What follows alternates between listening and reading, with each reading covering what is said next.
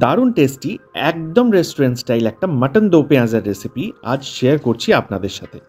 এই restaurant style mutton দো পেঁয়াজারও কিন্তু ২-৩টে খুব প্রমিনেন্ট ডিফারেন্ট ভার্সন চোখে পড়ে, সেগুলো নিয়ে পরে আসছি। আগে বেসিক দো পেঁয়াজাটা বুঝে নেওয়া যাক। দুটো ক্ষেপে দুরকমভাবে বেসিক্যালি পেঁয়াজটা ইউজ হয়, তাই নাম দো পেঁয়াজা। আর মশলার তারতম্য রেস্টুরেন্ট ওয়াইজ বলুন আর জায়গা টু জায়গা একটু ভ্যারি তো করেই।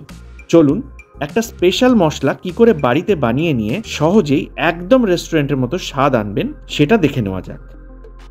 প্রথম কাজ মাটন ম্যারিনেশন। দেখুন 1 কেজি মাটন এখানে আমি নিয়ে নিয়েছি, অবশ্যই উইথ বোন, মিডিয়াম সাইজের পিসে কাটানো, দেখতেই পাচ্ছেন।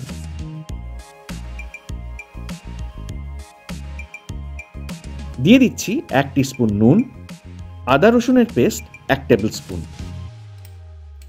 ফ্যাটানো টক দই দিয়ে দিচ্ছি হাফ কাপ, নর্মাল ঝাল লঙ্কার গুঁড়ো 1 থেকে 1.5 টিস্পুন, কাশ্মীরি লঙ্কার গুঁড়ো 2 থেকে 3 টিস্পুন, কিরকম রং চাইছেন তার উপর, আর হলুদ গুঁড়ো 3/4 টিস্পুন মতো দিয়ে দিচ্ছি। ব্যাস, এবার ভালো করে পিসগুলোর সাথে এগুলোকে আমাদের মাখিয়ে নিতে হবে। আর মোটামুটি আধ ঘন্টা, আর যদি হাতে সময় থাকে তাহলে 1 থেকে 1.5 ঘন্টা ছেড়ে দিন ম্যারিনেশনের জন্য।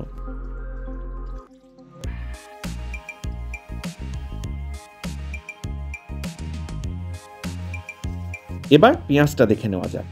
6 থেকে 7টা মিডিয়াম সাইজের পেঁয়াজ আমি নর্মালি স্লাইস করে নিচ্ছি। অবশ্যই গোড়ার দিকের অংশটা বাদ দিয়ে দেবেন। একদম যে দারুণ ফাইন করে কাটতে হবে তার কোনো দরকার নেই। সবকটা পেঁয়াজ আমি একইভাবে কেটে নিলাম।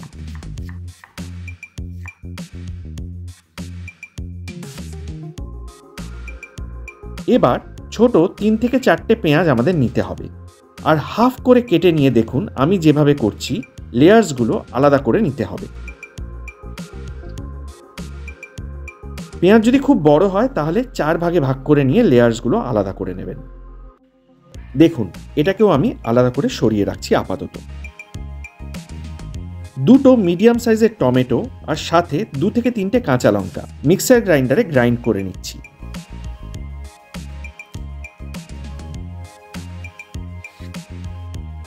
একেবারে যে ফাইন করে গ্রাইন্ড করেছি তা কিন্তু নয়। এটাকেও আপাতত সরিয়ে রাখছি। এবার সেই স্পেশাল মশলাটার পালা। ড্রাই রোস্ট করে নিতে হবে প্রথমে মশলাগুলো। একটা তাওয়ায় এক এক করে নিয়ে নিচ্ছি সাদা জিরে হাফ টিস্পুন, গোটা ধনে 1 টিস্পুন, গোটা গোলমরিচ 1 টিস্পুন, 5 থেকে 6টা ছোট এলাচ, একটা বড় এলাচ, দুটো মোটামুটি 1 ইঞ্চির দারচিনির টুকরো, 4 থেকে 5টা লবঙ্গ, একটা জায়ফলের 8 ভাগের 1 ভাগ, আর একটা জয়িত্রীর অর্ধেক। এবার লো টু মিডিয়াম ফ্লেমে এগুলোকে আমাদের হালকা করে ড্রাই রোস্ট করে নিতে হবে। একদম ডার্ক করার কিন্তু কোনো দরকার নেই। হালকা জাস্ট গন্ধ বেরোতে শুরু করবে মশলার, তখনই ফ্লেম থেকে সরিয়ে নেবেন। আমি হামানদিস্তায় গুঁড়ো করে নিচ্ছি, সঙ্গে হাফ টিস্পুন নুন দিয়ে। আপনারা চাইলে মিক্সার গ্রাইন্ডারেও গুঁড়ো করে নিতে পারেন।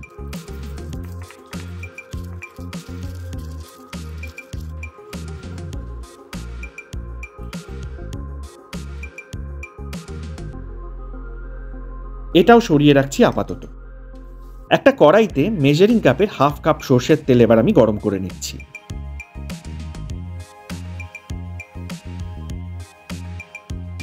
ফোড়নে দিয়ে দিচ্ছি 3টে ছোট এলাচ,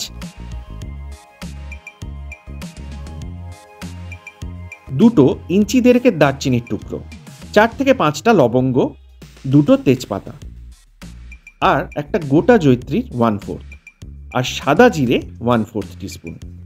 হালকা 15 সেকেন্ড মতো নেড়েই স্লাইস করা পেঁয়াজটা দিয়ে দিতে হবে।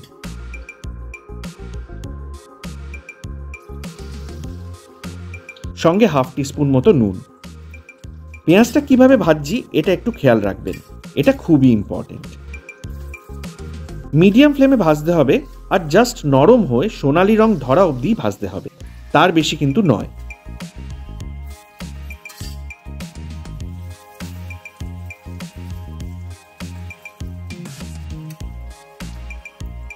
দেখুন এই পর্যায়ে আমি ফ্লেমটা হাই করে কিছুটা গরম জল দিয়ে দিলাম। ভালো করে নেড়ে এবার মিশিয়ে নিয়ে আমি এটাকে এই মিনিট 3 জন্য চাপা দিয়ে দেবো।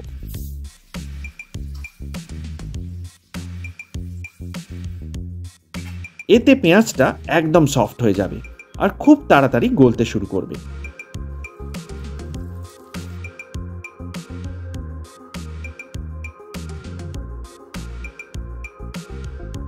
এইবার আমি দিয়ে দেবো আরও 1 টেবিল স্পুন মতো আদা রসুনের পেস্ট, অর্থাৎ মাটন ম্যারিনেশনের সময় 1 টেবিল স্পুন আর এখন 1 table spoon, total 2 table spoon.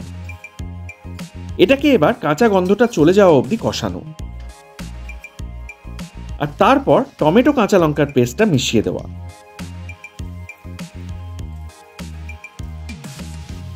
ভালো করে একবার মিশিয়ে এটাকেও আর একবার আমি চাপা দিয়ে দেবো মিনিট 2 জন্য।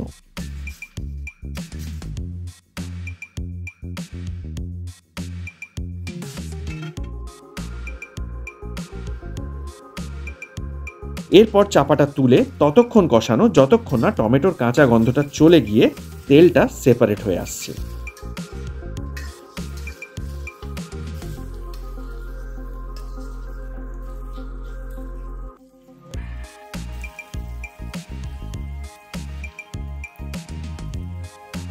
তেলটা সেপারেট হয়ে এলে এবার আমি ম্যারিনেটেড মাটনটা দিয়ে দিলাম।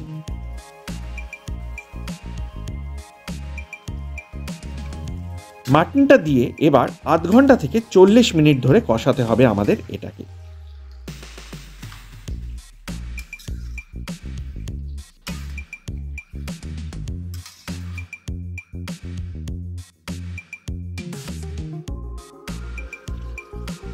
মাঝে মাঝে সামান্য করে গরম জল দিয়ে কষাতে হবে যখন একদম শুকিয়ে মতো আসবে, আর গরম জলই কিন্তু দিতে হবে, এটা খেয়াল রাখবেন।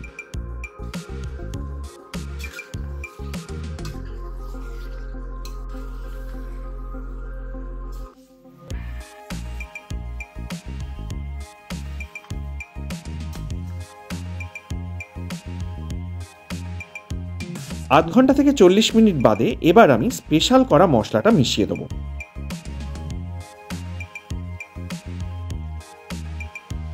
মশলাটা মিশিয়ে আর মিনিট 5 মতো কষানো, ব্যাস।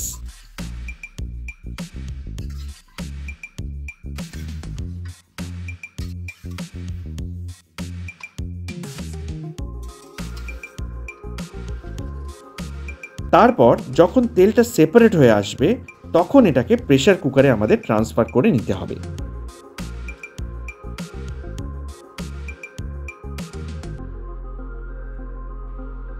আর মোটামুটি 1.5 কাপ মতো গরম জল আমি দিয়ে দেবো।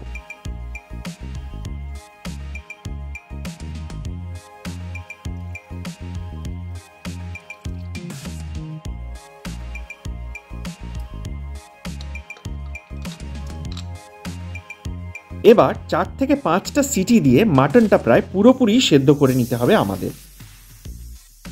মাটনের কোয়ালিটির ওপর এটা কিন্তু অনেকটা ডিপেন্ড করবে, তাই প্রেসার কুকারে কটা সিটি দেবেন সেটা একটু নিজেরা বুঝে নেবেন। মোটামুটি 3টে সিটির পর মাটনটা একটু চেক করে নেবেন, তাহলেই হবে। এরপর ওই সেম কড়াইতে আবার মাটনটা ট্রান্সফার করে নিতে হবে আমাদের।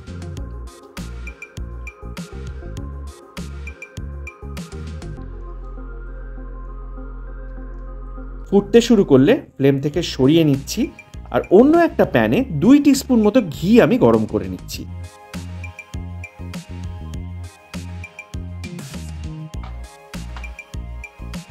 তিন থেকে 4টে শুকনো লঙ্কা দিয়ে হালকা নেড়ে ছোট পেঁয়াজের যে লেয়ার্সগুলো আলাদা করে রেখেছিলাম সেগুলো এবার আমি দিয়ে দিচ্ছি।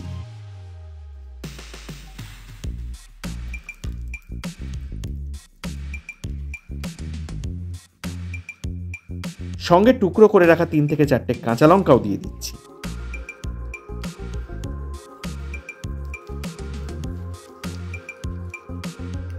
আর শেষে দিয়ে দিচ্ছি বেশ কিছুটা জিঞ্জার জুলিয়েন।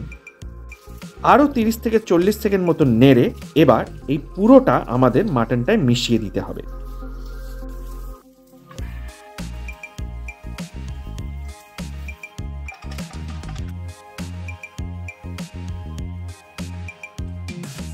এরপর মিডিয়াম ফ্লেমে আরও মিনিট 5 মতো আমাদের রান্না করে নিতে হবে। এর মধ্যে পেঁয়াজগুলো সফট হয়ে আসবে আর গ্রেভির মতো কনসিস্টেন্সিটা চলে আসবে। এইবার এই পর্যায়ে এসে আপনাকে ডিসাইড করতে হবে আপনি কোন ঘরানার দো পেঁয়াজাটা বানাতে চাইছেন। এই জায়গাটা খুব ইম্পর্টেন্ট। যদি একটু নবাবি স্টাইলে করতে চান তাহলে হাফ টিস্পুন মতো কেওড়া জল আপনাকে এই সময় মিশিয়ে নিতে হবে। আর যদি একটু পাঞ্জাবি নর্থ ইন্ডিয়ান স্টাইল বানাতে চান তাহলে কেওড়া জলের বদলে হাফ টিস্পুন কসুরি মেথি এই সময় মিশিয়ে দেবেন। আমি জাস্ট 1 পিঞ্চ মতো কসুরি মেথি মেশালাম যাতে মাটনের ফ্লেভারটা এখানে মেনলি ডমিনেট করে। এটা আমার পার্সোনাল চয়েস। আর যদি একদম পাতি বাংলা রাখতে চান তাহলে হাফ টিস্পুন বাংলা গরম মশলা। এবার ওপর থেকে শুধু বেশ কিছুটা ফ্রেশ কুচনো ধনেপাতা ছড়িয়ে দেওয়া, ব্যাস। দেখুন কি অসাধারণ কালার আর কনসিস্টেন্সিটা চলে এসেছে। রুমালি রুটি, পরোটা, কুলচা, নান যা ইচ্ছার সঙ্গে ট্রাই করুন। আপনারা কমেন্ট সেকশনে শেয়ার করবেন আপনাদের মতামত যে কিসের সঙ্গে এটা বেস্ট যাবে। যাই হোক, করুন আর করে ফ্যামিলির সাথে এনজয় করুন। রেসিপিটা ভালো লাগলে আপনাদের চেনা অ্যাটলিস্ট একজনের সাথে শেয়ার করার অনুরোধ রইল।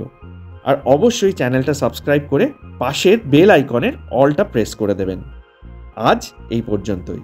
নেক্সট আবার আসছি নতুন দারুণ আর একটা কোনো রেসিপির সাথে।